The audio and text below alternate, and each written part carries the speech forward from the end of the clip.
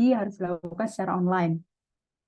Hadirin peserta dan pemateri yang kami hormati, sebagaimana yang telah diumumkan sebelumnya, seminar pada pertemuan kali ini memiliki tema pembelajaran komputerisasi akuntansi untuk koperasi. Oleh sebab itu, kita memerlukan informasi untuk menyampaikan pandangan dan muncul gagasan baru. Itulah yang diharapkan dari seminar diskusi ini. Forum ilmiah ini sangat penting untuk diikuti karena banyak informasi yang bisa diperoleh, informasi yang lebih mudah dipahami jika ada diskusi yang efektif, sehingga harapan utamanya akan muncul gagasan baru. Baiklah, berikut saya bacakan susunan acaranya. Yang pertama yaitu pembukaan, yang kedua yaitu pemaparan materi oleh pemateri sekaligus diskusi dan tanya jawab. Kemudian yang ketiga yaitu penutup. Hadirin peserta webinar, acara selanjutnya merupakan acara yang paling ditunggu, yaitu penyampaian materi dan diskusi beserta tanya jawab.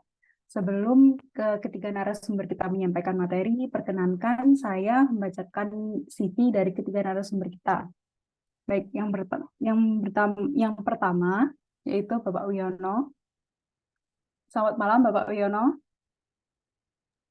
Selamat malam. Bapak Wiono ini lahir di Lumajang tanggal 15 Maret tahun 1957. Kemudian beliau sekarang sedang menjabat sebagai instruktur di kantor CV Radian Mitra Mandiri. Pendidikan terakhir beliau yaitu S2 dan seminar yang diikuti yang pertama yaitu IASTP, kemudian akuntansi dan perpajakan, kemudian brevet perpajakan, dan yang terakhir yaitu perencanaan usaha. Beliau juga pernah berpengalaman menjadi manajer koperasi, kemudian kepala balai diklat koperasi, dan ketiga pernah berpengalaman sebagai widyaswara. Selain itu, beliau juga pernah mengajar akuntansi, manual dan komputer, pernah mengajar perpajakan, dan yang ketiga pernah mengajar perencanaan usaha. Baik, kemudian yang kedua, pemateri kedua kita yaitu Ibu Francisca Hanita Rusgowanto. Selamat malam, Ibu Francisca.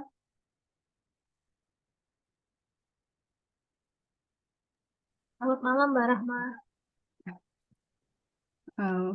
Baik, Ibu Francisca ini adalah seorang accounting information system dan internal control accounting management. Beliau pernah bekerja sebagai accounting dan finance di PT Sarana Kencana Indah Sejati di Jakarta. Kemudian beliau sekarang juga sedang menjadi dosen Fakultas Member School of Accounting Universitas Bina Nusantara Jakarta, serta menjadi dosen akuntansi di Politeknik Mercusuar. Education history Ibu Francisca yang pertama di tahun 2003 sampai 2007 beliau pernah mengampu mata kuliah sistem informasi di Universitas Bina Nusantara. Kemudian di tahun 2009 sampai 2011 beliau mengambil S2 di Universitas Tarumanagara. Kemudian yang terakhir, pemateri kita yang terakhir yaitu Bapak Agus Hermanto. Untuk Bapak Agus Hermanto, saya bisa share screen dulu ya. Selamat malam Bapak Agus. Ya, selamat malam. Baik, apakah layar saya sudah terlihat? Ya, terima kasih. Nah, oke. Baik, jadi Bapak Agus Hermanto ini saat ini merupakan mahasiswa PhD di University Tun Hussein on Malaysia. Kemudian beliau juga Certified Information Technology Library atau ITIL dan COBIT. Selain itu, beliau juga seorang Microsoft Office Specialist di bidang Multimatic dan Microsoft. Pengalaman profesional beliau, ini saya ambil yang penting-penting aja ya. Yang pertama yaitu founder dan komisaris utama di PT Herdina Metatech Synergy tahun 2022, mohon maaf. Kemudian yang kedua, beliau adalah CEO Fittech Innova Global dari tahun 2019 sampai sekarang. Selain itu, beliau juga membantu pembuatan manajemen aset TIK di Dinas Kominfo Standi Kabupaten Katingan tahun 2023. Selain pengalaman profesional, beliau juga mempunyai pengalaman akademik. Yang pertama menjadi Kepala Bagian Audit Internal Mutu Akademik di Universitas 17 Agustus 1945 Surabaya, periode 2001-2025. Kemudian yang kedua, beliau juga pernah menjabat sebagai Ketua Panitia Pengembangan Center of Excellence Program Studi Teknik Informatika di Universitas 17 Agustus 1945 Surabaya. Kemudian beliau juga pernah menjadi Ketua Panitia Penyusunan dan Implementasi Sistem Kurikulum Merdeka Belajar di Kampus Merdeka, Program Studi Teknik Informatika di Universitas 17 Agustus 1945 Surabaya. Berikut adalah jurnal yang pernah beliau tulis. Yang pertama, Development of Multi-Standard Information Technology Governance Audit Tool with SDLC approach. Dan yang kedua, ada prediction of notational requirements for children's growth and adolescents using machine learning. Dan yang ketiga, yaitu peningkatan usability point of sales berbasis human-centered design. Selain jurnal, beliau juga sudah menerbitkan 3 buku. Yang pertama ada implementasi IT Balance Scorecard untuk meningkatkan kinerja organisasi. Yang kedua, manajemen infrastruktur pusat data. Dan yang ketiga adalah dasar pemrograman PHP 7 dan Laravel 8. Selain menerbitkan buku, beliau juga pernah melakukan pengabdian masyarakat. Dan 2 jurnal ini merupakan hasil dari pengabdian masyarakat beliau. Yang pertama ada pemanfaatan teknologi informasi untuk revitalisasi koperasi pondok pesantren At-Tanwir. Dan yang terakhir adalah penerapan standar ISO 15489 sistem manajemen dokumen untuk mendukung transformasi digital pelayanan kesehatan klinik Pratama Menganti.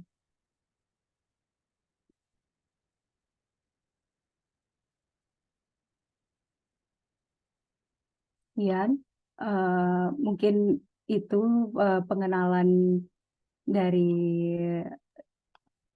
saya untuk ketiga pemateri. Kemudian tidak panjang kata memasuki acara berikutnya, yaitu pemaparan materi sekaligus diskusi dan tanya jawab yang akan dipandu secara langsung oleh Bapak Agus Hermanto. Kepada Bapak Agus Hermanto, silakan.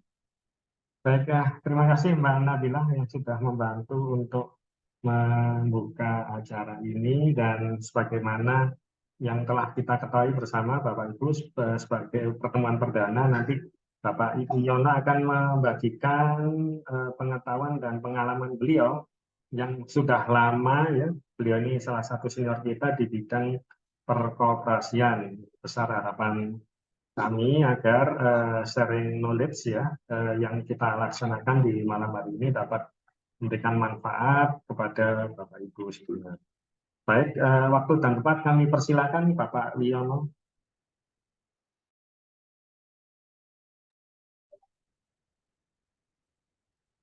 Selamat malam. Ya, selamat malam Bapak. Iya. Assalamualaikum warahmatullahi wabarakatuh. Waalaikumsalam.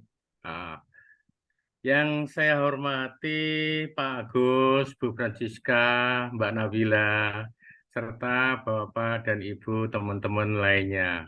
Selamat malam juga, salam sejahtera untuk mereka semua. Pada kesempatan ini saya akan berbagi suatu ilmu, yaitu tentang akuntansi koperasi, ya, tentang akuntansi koperasi, di mana akuntansi koperasi ini kemungkinan dan mungkin sangat mungkin sekali sangat dibutuhkan oleh para pelaku-pelaku gerakan koperasi di Indonesia ini. Tentunya Bapak dan Ibu sekalian, waktu kurang lebih 2 jam ya, Monggo kita bahas bersama-sama bagaimana sih sebenarnya akuntansi koperasi ini. Tentunya dari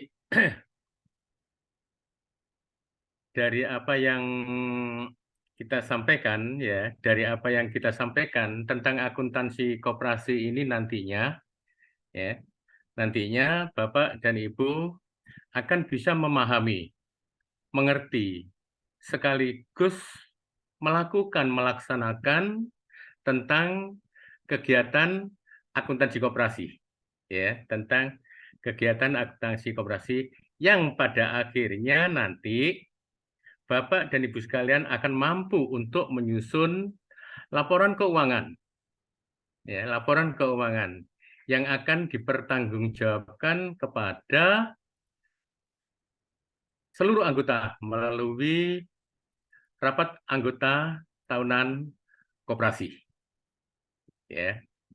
Itulah nanti yang akan kita bahas, di mana di dalam akuntansi koperasi ini yang jelas bisa diterima Bapak Ibu ya. Oke. Penerapan akuntansi koperasi ini yang jelas satu mengacu pada standar akuntansi keuangan entitas tanpa akuntabilitas publik tahun 2009 dan peraturan Menteri Koperasi UKM nomor 12, 13, dan 14 tahun 2015, di mana Permenkop nomor 12 yaitu peraturan Menteri Koperasi yang mengatur petunjuk ya, petunjuk teknis penyelenggaraan akuntansi koperasi, di mana koperasi tersebut memiliki usaha simpan pinjam. Sedangkan yang nomor 13 tahun 2015 yaitu petunjuk akuntansi koperasi, di mana koperasi tersebut memiliki usaha di sektor real. Dan yang 14 tahun 2015 yaitu akuntansi yang melakukan kegiatan usaha pembiayaan syariah. Nah, jadi untuk simpan pinjam, sektor real, dan pembiayaan syariah diatur di dalam suatu peraturan Menteri nomor 12, 13, 14 tahun 2015. Selain itu, Bapak dan Ibu sekalian, akuntansi koperasi ini dikerjakan oleh bagian accounting yang mana akan dilakukan secara sentralisasi dengan metode pembukuan berpasangan dengan menerapkan sistem nomor kode atau akun perkiraan sesuai dengan yang dibutuhkan. Nah, oleh karena itu, dari apa yang telah disampaikan di atas tadi, yaitu merupakan dasar hukum untuk penyelenggaraan akuntansi koperasi, maka sekarang sebenarnya apa sih akuntansi ini? Yang jelas akuntansi satu-satunya adalah merupakan seni mencatat, menggolongkan, menganalisa, menafsirkan, dan menyajikan laporan keuangan daripada peristiwa-peristiwa finansial yang terjadi di dalam rumah tangga perusahaan koperasi atau lembaga secara sistematis. Sedangkan akuntansi secara teknis merupakan kumpulan prosedur untuk mencatat, mengklasifikasikan, dan melaporkan dalam bentuk laporan keuangan atas transaksi-transaksi yang telah dilaksanakan oleh suatu perusahaan koperasi yang pada akhirnya menginterpretasikan laporan keuangan tersebut. Nah, ini beberapa pengertian ya, beberapa pengertian. Oleh karena itu, dari pengertian tersebut dapat kita ambil unsur-unsur dari akuntansi. Yang pertama, bahwa akuntansi itu merupakan suatu pencatatan. Iya, akuntansi merupakan suatu pencatatan. Di mana di dalam suatu koperasi ada suatu transaksi, maka atas transaksi itu sesuai dengan terjadinya dilakukan suatu pencatatan ke dalam bentuk bukti dan jurnal. Yang kedua, merupakan sekumpulan teknik. Ya, merupakan sekumpulan teknik. Cara. Bagaimana cara akuntansi itu untuk dilakukan? cara pencatatannya, menggunakan metode apa, dan konsep sekaligus teori atas transaksi keuangan yang nantinya akan dijadikan suatu bentuk informasi keuangan, di mana informasi keuangan yang diperoleh dari kegiatan akuntansi tersebut nantinya dipergunakan dengan tujuan untuk pelaporan, perencanaan, sekaligus untuk pengambilan keputusan. Ya. Nah, itu beberapa hal. Ya, beberapa hal. Nah, dari situ akuntansi secara umum sekarang fokus. Akuntansi koperasi itu sendiri apa? Akuntansi koperasi merupakan suatu sistem pencatatan yang dilakukan secara sistematis oleh pengurus atau pengolah koperasi yang mencerminkan pengelolaan koperasi yang transparansi dan bertanggung jawab sesuai nilai, norma, dan prinsip koperasi.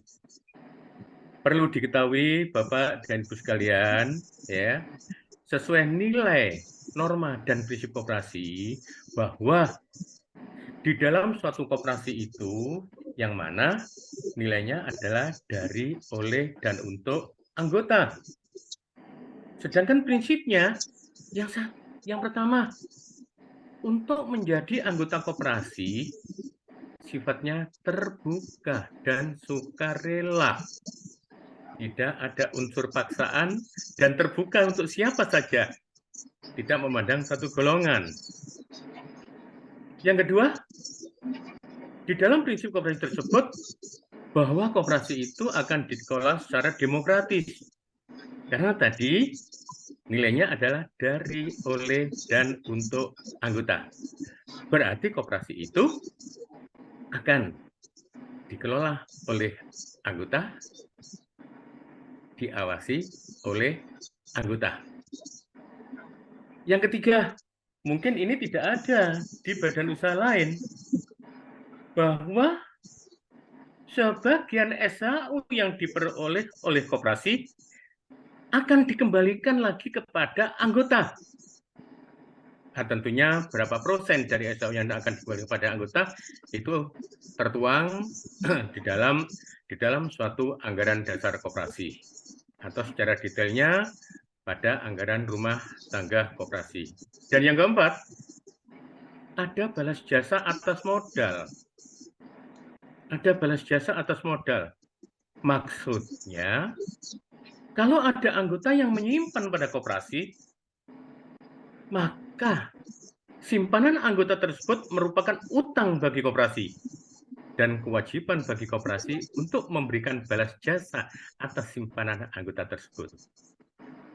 Yang kelima, merupakan kemandirian, bahwa koperasi itu diharapkan akan mampu berdiri di atas kaki sendiri, mampu untuk membiayai sendiri, baik itu untuk organisasi maupun untuk usaha. Nah, itu Bapak dan Ibu sekalian, 5 dari prinsip koperasi. Dan yang terakhir, yaitu ada kerjasama. Maaf, nomor 6, ada pelatihan koperasi. Bahwa koperasi yang sudah mampu harus menyisihkan sebagian dari SHU ke dalam dana pendidikan, yang tujuannya nanti koperasi akan mampu melakukan pendidikan dan pelatihan kepada anggota. Tujuannya apa? Supaya anggota memahami apa sih sebenarnya koperasi dan apa sih sebenarnya hak dan tanggung jawab anggota terhadap koperasi. Dan yang terakhir nomor 7, adanya kerjasama dengan sesama koperasi. Nah, itulah Bapak dan Ibu sekalian nilai norma dan prinsip koperasi, ya, nilai norma dan prinsip koperasi. Oleh karena itu, kalau kita sudah memahami itu semua, tentunya akuntansi koperasi itu, Bapak dan Ibu, yang jelas tidak boleh, ya, dilakukan menyimpang dari tata nilai, norma, dan prinsip koperasi khusus untuk akuntansi koperasi. Nah, Dalam hal ini, Bapak dan Ibu sekalian, ya, dalam hal ini dari akuntansi koperasi ini, yang jelas, monggo kita lihat apa tujuannya. Yang jelas akuntansi yang dilakukan oleh koperasi tujuannya adalah untuk menyajikan informasi yang menyangkut tentang kondisi, kinerja, dan perubahan posisi keuangan koperasi dalam satu periode yang nantinya akan dipergunakan sebagai alat pengambilan keputusan sekaligus menyusun strategi untuk pengembangan koperasi. Nah, ini tujuannya. Nah, kita sudah memahami pengertian unsur-unsur akuntansi sekaligus apa itu tujuan dari akuntansi koperasi. Maka dari itu, Bapak dan Ibu sekalian, untuk kita bisa memahami akuntansi, ya, tentunya kita akan mengenalkan bagaimana proses dan prosedurnya. Ya, bagaimana proses dan prosedurnya. Secara manual accounting, akuntansi, maka proses akuntansi seperti ini. Bahwa akuntansi itu akan terjadi karena adanya suatu transaksi. Dan dari transaksi tersebut akan dicatat pada bukti transaksi. Baik itu bukti tunai maupun bukti tidak tunai. Bukti tunai di sini ada bukti kas masuk, ada bukti kas keluar atau BKM, BKK. Sedangkan bukti tidak tunainya ada bukti memorial, BM. Nah, khusus untuk koperasi yang bergerak di bidang usaha simpan pinjam, jadi untuk bukti tunainya BKM dan BKK, bukti tidak tunainya adalah bukti memorial, BM. Tetapi untuk koperasi yang bergerak di sektor real, bukti tidak tunai selain bukti memorial, ditambah lagi bukti pembelian dan bukti penjualan. Apa kegunaan dua bukti ini? Dua bukti ini dipergunakan, bukti pembelian atau BP, digunakan apabila koperasi melakukan pembelian atas suatu produk barang dagangan tidak secara tunai atau utang, bayar kemudian. Maka atas transaksi pembelian yang dilakukan oleh koperasi yang tidak secara tunai akan dicatat pada buku pembelian. Sedangkan BJ, bukti penjualan, digunakan oleh koperasi untuk mencatat transaksi penjualan yang dilakukan juga tidak secara tunai, yang nantinya akan berdampak, BJ ini akan berdampak terjadinya piutang, sedangkan BP akan berdampak terjadinya hutang. Nah, ini dua tambahan bukti untuk koperasi yang bergerak di sektor real. Jadi saya ulang, kalau untuk koperasi yang bergerak di bidang simpan pinjam, maka bukti yang digunakan BKM, BKK, dan BM. Sedangkan untuk koperasi yang bergerak di bidang usaha sektor real, ditambah dua, BKM, BKK, BP, BC, dan BM, bukti memorial. Nah, dari pencatatan atas bukti-bukti tadi, ya, dari pencatatan atas bukti-bukti tadi, maka secara harian dilanjutkan pencatatannya ke dalam bentuk jurnal. Ya, ke dalam bentuk jurnal. Di mana BKM dicatat pada buku jurnal penerimaan kas. Bukti kas keluar, dilanjutkan pencatatannya pada bukti jurnal pengeluaran kas. Bukti pembelian dilanjutkan pencatatannya pada buku jurnal pembelian, bukti penjualan dilanjutkan pencatatan pada buku jurnal penjualan, dan bukti memorial dilanjutkan pencatatan pada buku jurnal memorial.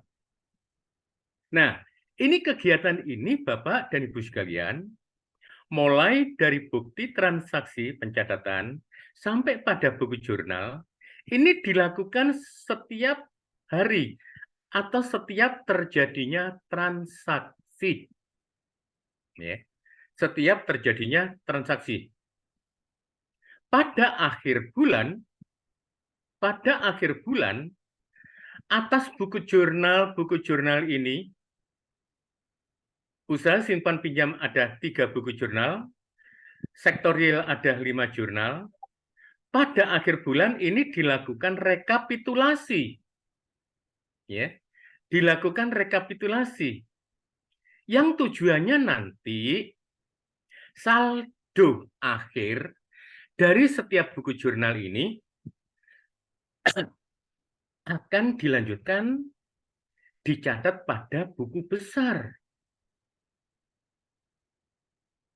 Dan sebagai pembantu juga akan dicatat pada buku sub buku besar.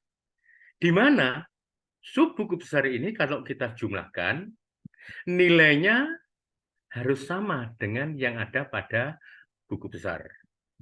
Nah ini, setiap bulan. Setiap akhir periode, pencatatan dari buku besar ini, pencatatan pada buku besar ini, maka akan dicatat langsung dipindahkan ke dalam bentuk neraca lajur. Ke dalam bentuk neraca lajur yang diawali dengan adanya suatu neraca percobaan. Dan akhir adalah neraca akhir. Jadi pada neraca lajur ini nantinya ada neraca percobaan sekaligus neraca akhir dan rugi laba. Neraca akhir dan rugi laba pada kolom terakhir, maka nilainya akan dipindahkan ke dalam laporan keuangan. Ke dalam laporan keuangan. Laporan keuangan yang kita sediakan di sini untuk menampung nilai-nilai yang ada pada neraca akhir, yaitu laporan keuangan dalam bentuk neraca. Yang kedua, laporan keuangan dalam bentuk laporan rugi laba atau perhitungan hasil usaha. Yang ketiga, laporan arus kas yang menggambarkan posisi kas awal dan posisi kas akhir tahun dengan adanya transaksi-transaksi, baik itu transaksi masuk maupun transaksi keluar. Dan yang keempat adalah laporan keuangan dalam bentuk laporan perubahan ekuitas dan catatan atas laporan keuangan. Mungkin Bapak dan Ibu sekalian, kemarin bentuk laporan keuangan koperasi ini sudah di-share sama teman-teman ya. Pada ini mungkin di AIK ya, di AIK itu sudah di-share bagaimana bentuk laporan-laporan keuangan ini. Nah, inilah Bapak dan Ibu sekalian proses akuntansi yang kita lakukan secara manual.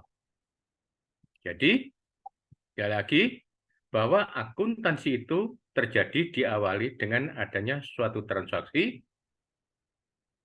dicatat ke dalam suatu bentuk bukti, dilanjutkan pada pencatatan buku jurnal, setiap akhir bulan, jurnal-jurnal ini dilakukan rekapitulasi, yang mana dilanjutkan pencatatannya pada buku besar. Pada akhir periode,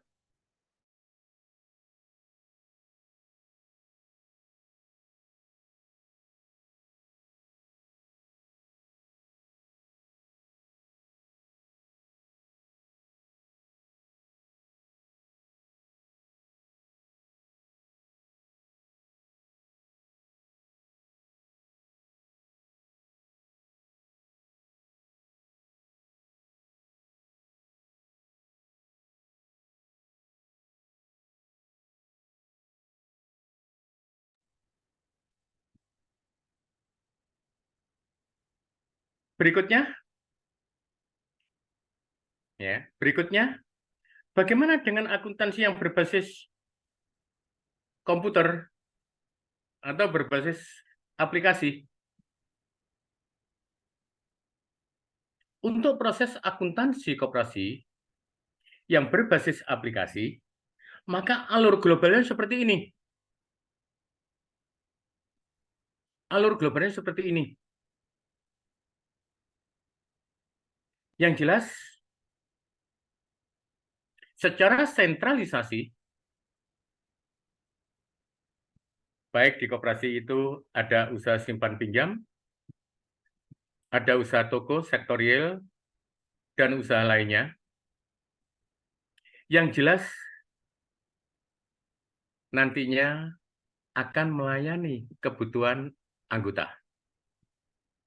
Ya, akan melayani kebutuhan anggota. Simpan pinjam langsung kepada anggota. Hukumnya wajib bagi koperasi yang bergerak di bidang usaha simpan pinjam, 100% pelayanannya untuk anggota. Namun ada beberapa koperasi yang mensiasati agar nampak pelayanan simpan pinjam ini kepada anggota, maka dicatatlah pelayanan kepada bukan anggota, dicatat yaitu pada pelayanan calon anggota. Nah, tentunya harus ada konsekuensi. Bagi koperasi yang melakukan pelayanan usaha simpan pinjam kepada calon anggota, konsekuensinya tidak lebih dari 3 bulan. Calon anggota tersebut harus menjadi anggota. Tapi kenyataan di lapangan, calon anggota ini terjadi seumur hidup. Bahkan sampai anggota itu lunas, tetap calon anggota, lunas ya sudah lunas. Begitu selesai keluar. Nah, pertokoan, ini tadi simpan pinjam, pertokoan bisa melayani anggota. Dan tidak tertutup kemungkinan pertokoan bisa melayani untuk non-anggota penjualannya. Sedangkan untuk pembeliannya bisa diambil dari para pemasok. Nah, masing-masing usaha koperasi ini, maka pada akhir periode harus membuat laporan keuangan. Simpan pinjam membuat laporan keuangan. Usaha pertokoan membuat laporan keuangan. Dan usaha lainnya juga membuat laporan keuangan. Yang nantinya laporan keuangan ini akan terkonsolidasi, yaitu merupakan bentuk laporan keuangan sentral. Dan laporan keuangan konsolidasi inilah, Bapak dan Ibu sekalian, yang akan dilaporkan oleh pengurus koperasi dalam suatu rapat anggota tahunan. Nah, ini alur globalnya.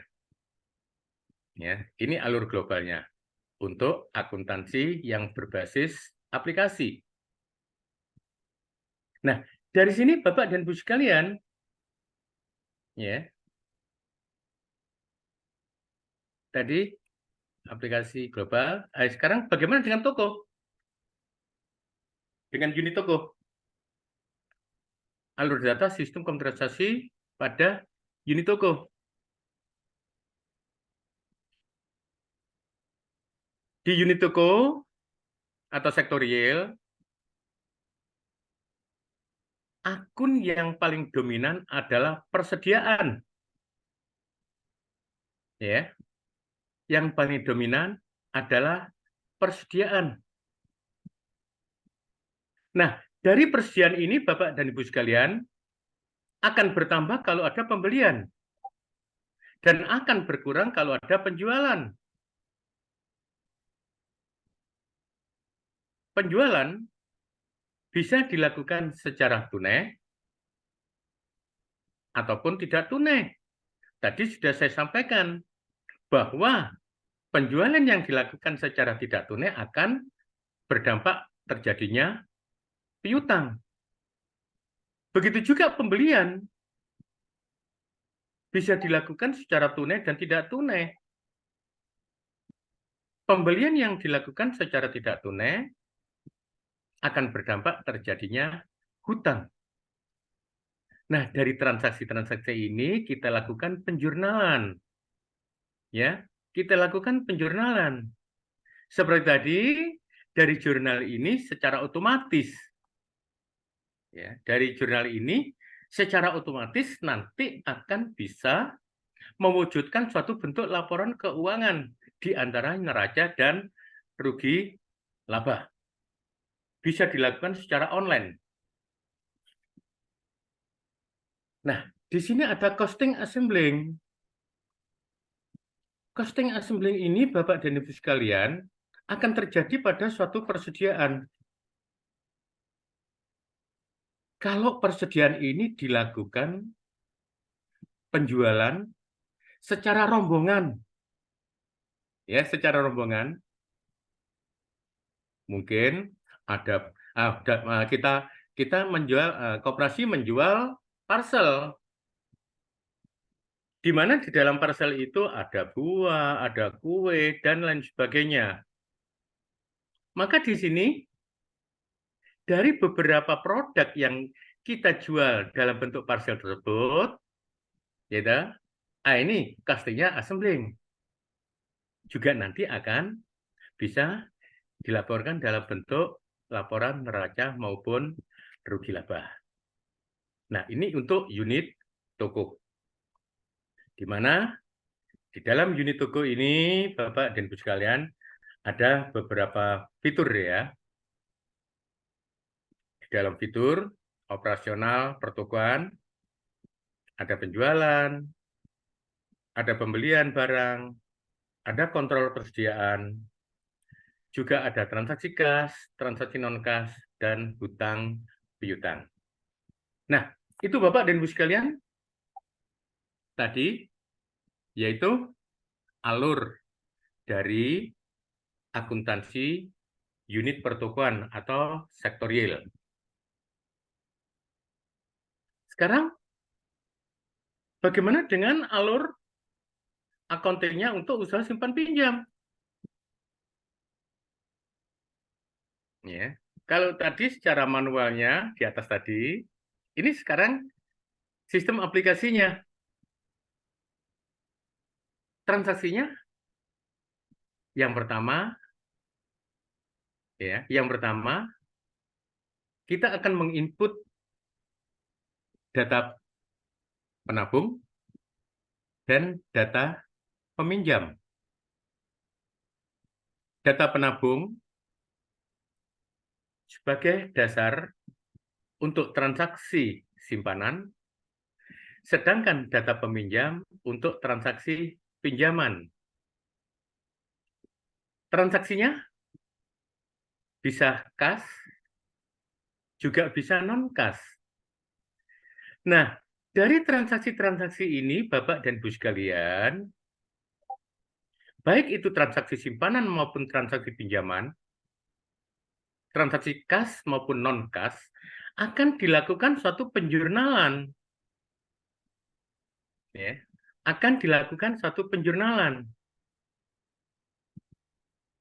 Di mana dari laporan penjualan ini, kita bisa membuat laporan pendukung. Sekaligus untuk membuat laporan kepada pengurus. Yang pada intinya, ending dari kegiatan ini, secara otomatis juga akan dapat diperoleh laporan dalam bentuk neraca dan rugi laba. Baik itu akuntansi usaha pertokoan sektorial dan akuntansi usaha simpan pinjam dengan sistem aplikasi nantinya bisa juga dilakukan secara online. ya secara online. Apa saja nantinya operasionalnya? Tadi sudah disampaikan ada data peminjam dan data penabung, ada pinjaman sekaligus juga ada transaksi simpanan. Nah, itu Bapak dan Ibu sekalian, ada dua bentuk alur akuntansi. Yang pertama, akuntansi secara manual, dan yang kedua, akuntansi sistem aplikasi. Kira-kira di mana ya letak beda penyusunan laporan keuangan dari akuntansi manual dengan akuntansi yang berbasis aplikasi? Kalau di akuntansi manual, di mana alurnya mulai transaksi, dicatat ke bukti, dicatat ke jurnal, dicatat ke buku besar, dipindahkan ke neraca lajur, sampai menghasilkan laporan keuangan. Ini membutuhkan waktu panjang. Membutuhkan waktu panjang.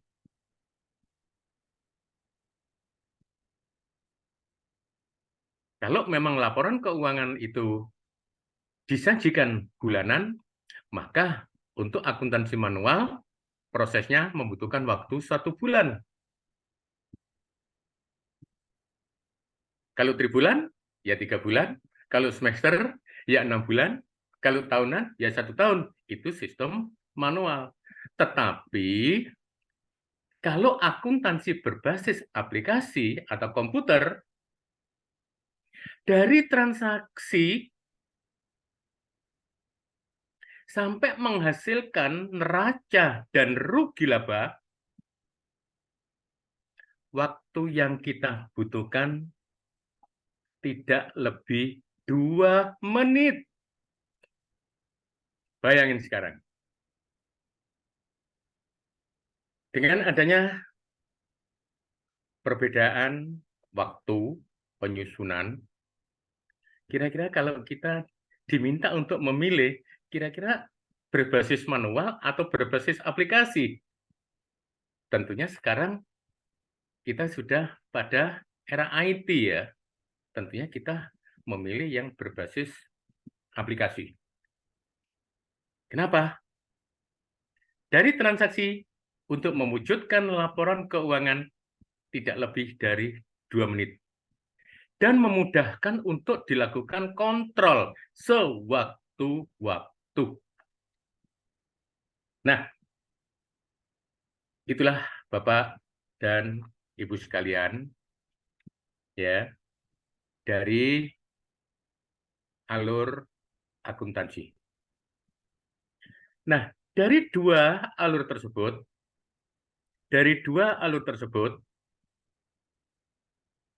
maka untuk bisa kita melakukan suatu kontrol, maka seperti apa yang tadi disampaikan di depan, akuntansi merupakan suatu teknik, konsep. Maka di sini, baik itu akuntansi manual maupun akuntansi berbasis IT atau berbasis aplikasi, konsep dasarnya yang pertama, bahwa di dalam kegiatan akuntansi itu, konsep dasar pertama adalah business entity atau kesatuan usaha. Yang kedua, konsepnya going concern atau kesinambungan usaha. Maksudnya, akuntansi itu tidak putus dalam 1 tahun, melainkan akan disambung untuk tahun berikutnya. Atau untuk pelaksanaan penyusunan laporan keuangan tahun yang akan datang, maka akan mengacu pada laporan keuangan tahun saat ini. Yang ketiga adalah accounting period atau periode akuntansi. Ada periodenya. Periodenya bisa bulanan, bisa semester, bisa tahunan. Dan yang keempat, pengukuran dalam nilai uang, moneter measurement. Maka di dalam kegiatan akuntansi itu jelas menggunakan nilai uang. Dan yang kelima, harga pertukaran atau exchange price. Nah, ini, bagaimana untuk menilai aset? Ya, untuk menilai aset. Dan yang keenam, penetapan beban dan pendapatan. Di dalam PSAK, di dalam SAK etap, maka untuk penetapan beban dan pendapatan ditentukan kita harus menggunakan accrual method. Maksudnya, accrual method apabila ada beban yang terjadi pada periode saat ini,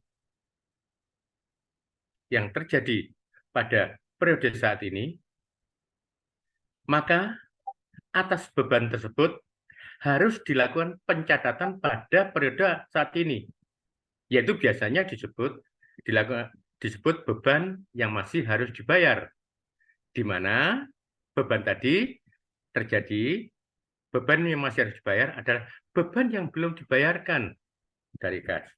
Begitu juga untuk pendapatan. Pendapatan yang terjadi pada saat ini harus dicatat, yaitu sebagai pendapatan yang masih harus diterima. Nah, inilah penetapan beban dan pendapatan dasar accrual method. Nah, ini konsep dasarnya. Nah, kita sudah mempelajari semua Bapak dan Ibu sekalian. Pengertian konsep dasar, prinsip, dan teorinya sekaligus alur. Maka untuk mengerjakan itu semua, Bapak dan Ibu sekalian harus memahami ada berapa akun, ada berapa perkiraan yang terjadi di dalam suatu proses akuntansi ini yang nantinya akan menimbulkan suatu bentuk laporan keuangan. Oleh karena itu, Bapak dan Ibu sekalian, kita sekarang sampaikan kira-kira apa sih perkiraan itu? Perkiraan ini selalu dibutuhkan dan pasti dibutuhkan. Perkiraan di sini merupakan suatu bentuk perakunan,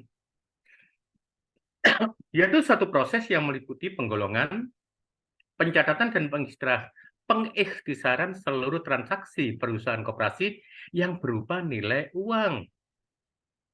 Maksudnya, setiap perkiraan nantinya yang ada pada buku besar, nantinya akan ada nilai. Di mana dari perkiraan ini, Bapak dan Ibu, ada fungsi.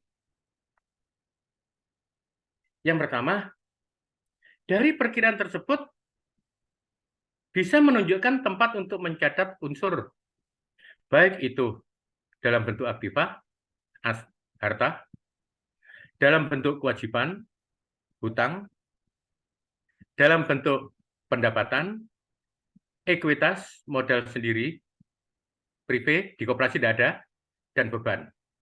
Ya, ini prive di koperasi tidak ada, langsung pada beban. Fungsi yang kedua, untuk menunjukkan tentang bertambah atau berkurangnya unsur modal, beban, utang, dan harta aktiva. Dan yang ketiga, untuk memberikan informasi tentang posisi modal, utang, dan harta, serta perubahan hal-hal tersebut sebagai fondasi dalam menyusun laporan keuangan. Nah, ini Bapak dan Ibu sekalian, pengertian dari perkiraan atau akun sekaligus fungsinya. Selain pengertian dan fungsi, kira-kira apa manfaatnya? Maaf, apa manfaatnya? Manfaat perkiraan atau akun yaitu untuk mempermudah proses pencatatan transaksi yang ada sesuai dengan akun-akun tersebut. Di mana di dalam penggolongan akun kita mengenal adanya akun real dan akun nominal. Nah, ini dua penggolongan akun ini yang ada pada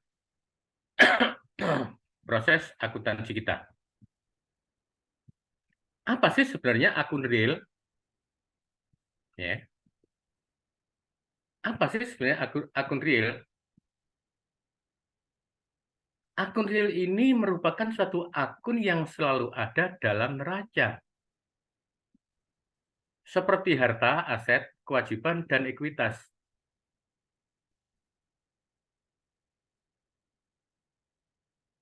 Aset, kewajiban, dan ekuitas ini selalu ada di dalam laporan keuangan,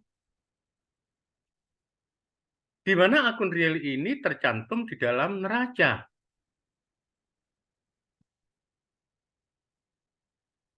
Neraca yang dalam hari ini merupakan suatu bentuk laporan posisi keuangan, di mana di dalam neraca tersebut kita akan bisa mengetahui berapa aset yang tersedia. Berapa aset yang tersedia? Diperoleh dari mana aset ini?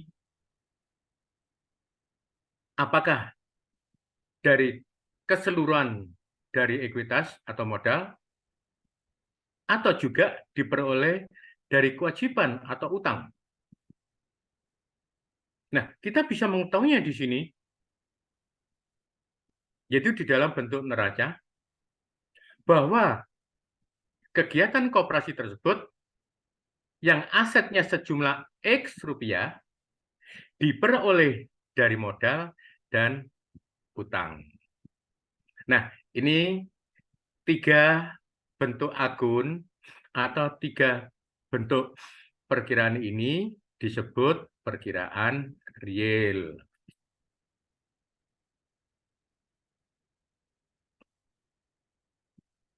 Sedangkan selain akun real, ada juga akun nominal. Ya, ada juga akun nominal. Di mana pengertian dari akun nominal ini yaitu akun yang tersaji dalam laporan rugi laba untuk mencatat informasi yang berkaitan dengan pendapatan dan beban dalam bisnis koperasi. Dua akun ini, Bapak dan Ibu sekalian, nantinya akan memberikan suatu gambaran kinerja koperasi. Akan memberikan gambaran suatu kinerja koperasi. Seberapa besar pendapatan yang diperoleh dalam satu periode, dan seberapa besar beban yang dikorbankan untuk memperoleh pendapatan tersebut. Di mana sisa antara pendapatan yang diperoleh dalam satu periode dikurangi dengan pengorbanan beban dalam satu periode, maka hasilnya adalah sisa hasil usaha. Berarti sisa hasil usaha di sini merupakan selisih antara pendapatan dalam satu periode dikurangi beban dalam satu periode. Nah, itulah Bapak dan Ibu sekalian, kinerja koperasi yang hasilnya yaitu dalam bentuk sisa hasil usaha. Laporannya yaitu dalam bentuk laporan rugi laba. Nih, akun real dan akun nominal. Ya, akun real dan akun nominal. Dari sini Bapak dan Bu sekalian, ya, dari sini dari akun real maupun akun nominal, maka berikutnya untuk melakukan suatu kegiatan akuntansi, ya, untuk melakukan suatu kegiatan akuntansi, maka kita perlu memahami adanya suatu persamaan dasar. Kita perlu memahami adanya suatu persamaan dasar. Ya, perlu memahami adanya suatu persamaan dasar. Terus apa persamaan dasar itu? Di sini persamaan dasar yaitu merupakan aktualisasi penerapan sistem akuntansi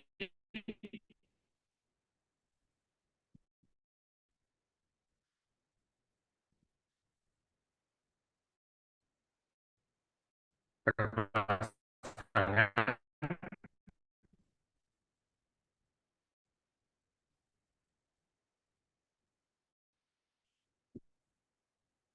di mana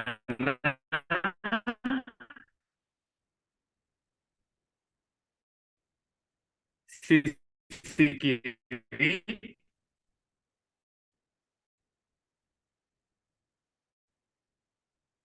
biasa disebut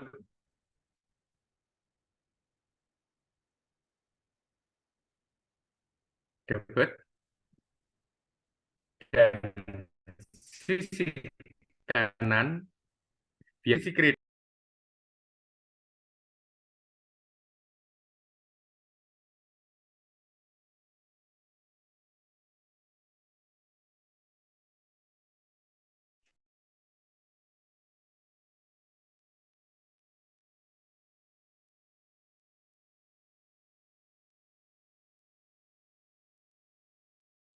Ya, kalau dalam akuntansi ini mencatat suatu nilai, maka nilai yang tertera di sisi debit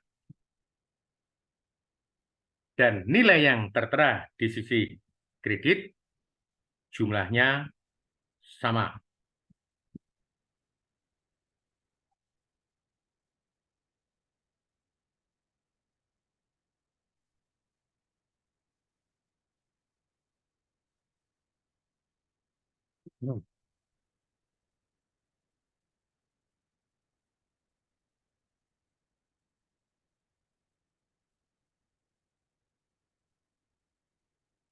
Ya. Berikutnya,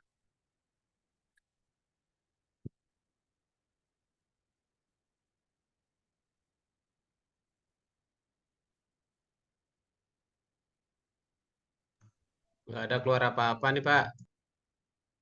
ya. Halo, nggih, Pak.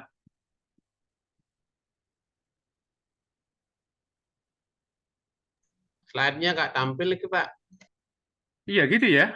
Kok ini? Kok hilang ya? Nggak tahu, Pak. Sebentar.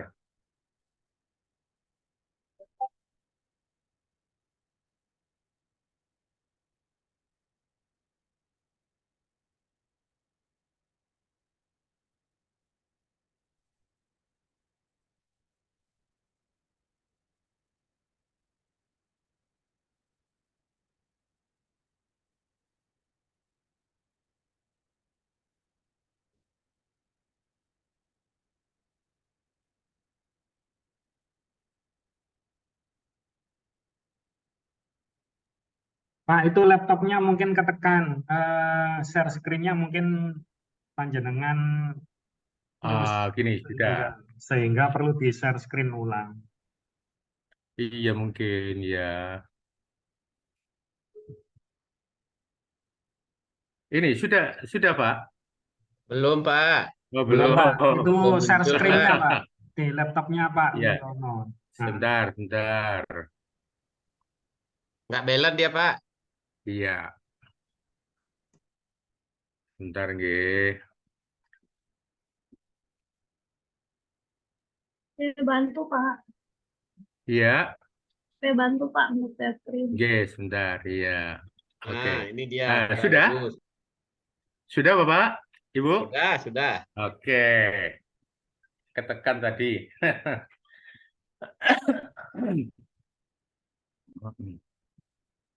Pakai full screen, Pak. Biar bagus Helm, kelihatan. Pakai full screen, Pak. pakai full screen ya. Iya, biar kelihatan keren. Nah, itu dia. Dah? Ya.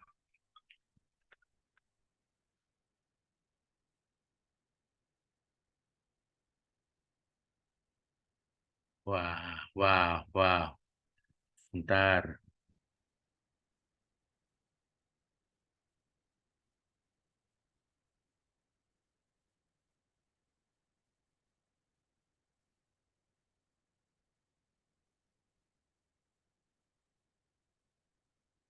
Aduh, kacau.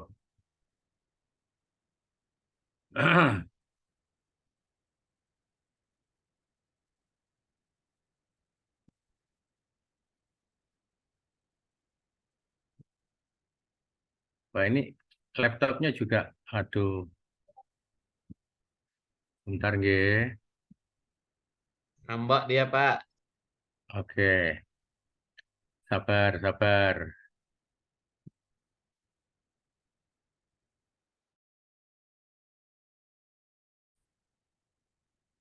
Ini ROG-nya kok nggak jalan.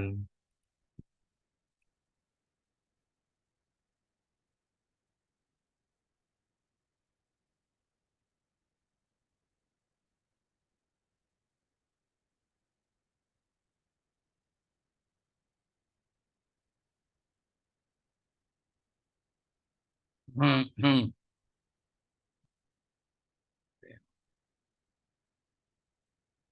Full screen. Sebentar.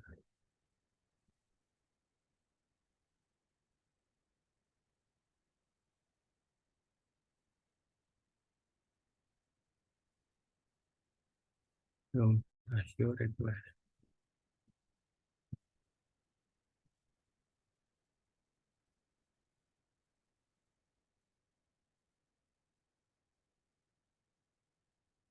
Nang di bian. You can open with both. Nang di bian. Di bian kan kene.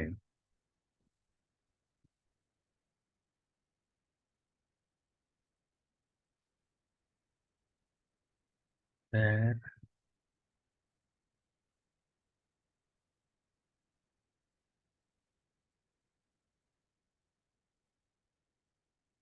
Standar. Dan.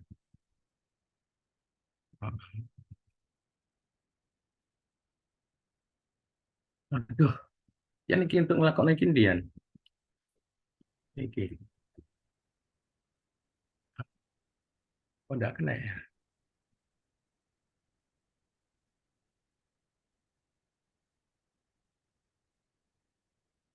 Wah, kacau. Hmm.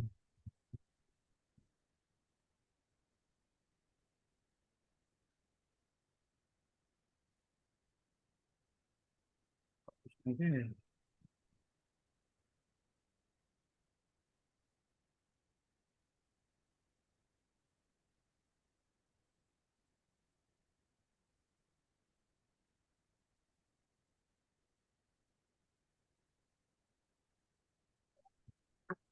Hmm.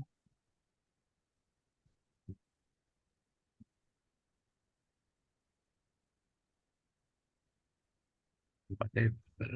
Kembalikan semula aja, Pak, biar cepat. Nggih. Bentar, saya matikan semua aja dah.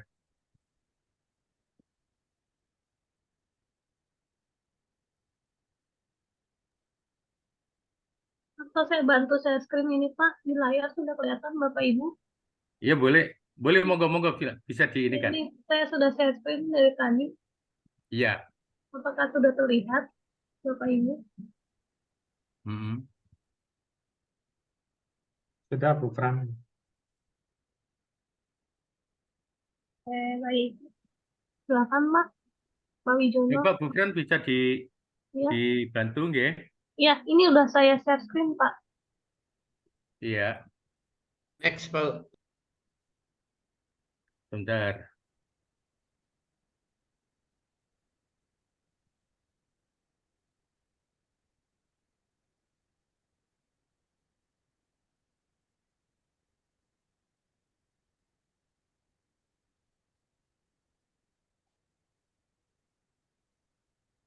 Bentar, saya matikan aja laptop saya. Boleh, Pak, saya bantu share screen aja dari sini.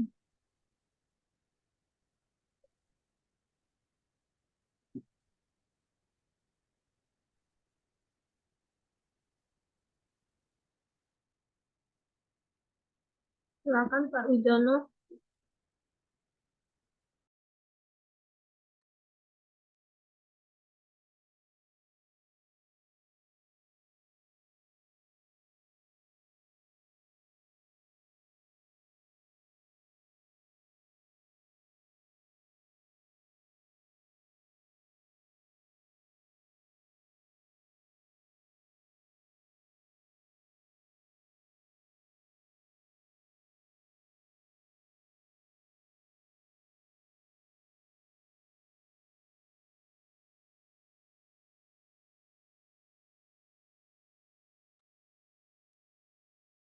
Pak Wiononya masih aktif atau laptopnya sedang restart ya? Coba saya hubungin dulu ya, Bapak Ibu. Ya, barangkali kalau laptopnya Iya, trouble dilanjut Gufran aja. oke. Enggak, saya nunggu WA-nya, Pak.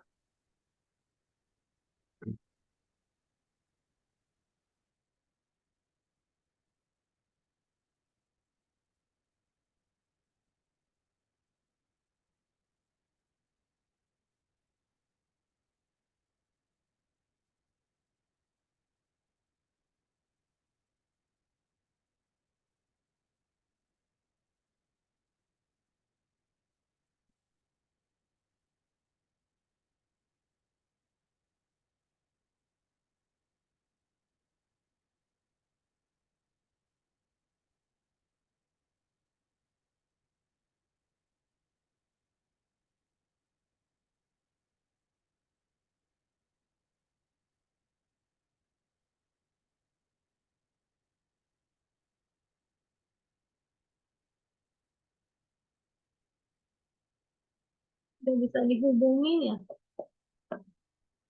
Pak Agus.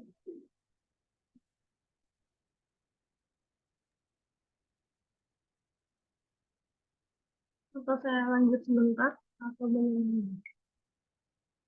Baru di-read sih chat saya.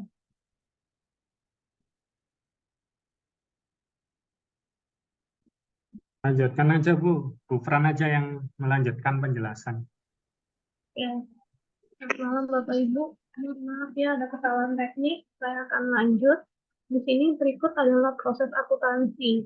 Yang perlu kita tahu, pada umumnya proses akuntansi hampir sama ya Bapak Ibu, maupun perusahaan dagang, jasa, maupun perusahaan pabrik. Nah, kali ini dengan perusahaan Maaf, Bu. ya, Kalau nggak salah itu sudah tadi. Bisa di next itu, Bu. udah cukup Kayaknya sudah, tapi ya. ya sudah nyampe ke mana itu tadi. Ya, ya, Sudah takut jauh nggak itu. jelas. Takut nggak Ya. jelas, saya ulang lagi tadi. Nah, ini alur globalnya. Alur globalnya itu berdasarkan aplikasi ya Bapak Ibu. Jadi kita tahu dulu nih apa aja sih yang termasuk anggota, kemudian yang termasuk juga pemasok, berikut juga konsolidasinya seperti apa. Nah, pada urutan globalnya ini, ya, tadi saya ulang karena takutnya ada yang skip ya, mohon maaf ya. Oke, karena saya takut ke skip, jadi makanya saya ulang. Jadi pertama kali kita tahu dulu nih anggota kita seperti apa, kemudian usahanya di bidang apa, kemudian kita perlu melakukan dari usaha lain ini konsolidasinya. Kemudian dari si anggota ini kita melakukan namanya simpan pinjam. Nah, setelah melakukan simpan pinjam, kita adanya kebutuhan simpan pinjamnya seperti apa, kemudian juga laporan keuangannya. Nah, anggota juga kan dalam koperasi itu ada melakukan penjualan barang, ya. Kemudian pemasok juga melakukan pembelian barang. Kemudian pemasok melakukan pembelian barang itu melalui pertokoan, ya. Kemudian dari usaha lain itu adanya konsolidasi laporan keuangan, dalam pertokoannya juga membutuhkan laporan keuangan.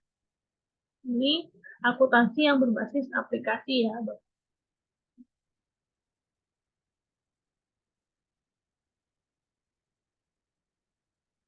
Nah, ini berikut alur datanya. Alur datanya ini kita perlu tahu juga. Nah, di penjualan kita ke piutang. Nah, dari piutangnya ini sendiri, Bapak Ibu harus tahu dulu nih penjurnalan ini dalam penjualan perlu adanya jurnal. Ya, semua proses akuntansi perlu adanya jurnal. Kemudian dari persediaan itu menuju ke dalam penjualan. Begitu juga dari costing assembly itu ke persediaannya, kemudian dari pembelian melalui persediaan. Nah, setelah pembelian kita tahu semuanya, kita kumpulkan penjualan maupun pembelian, itu memerlukan namanya jurnal. Seperti itu. Sebentar ya Bapak Ibu.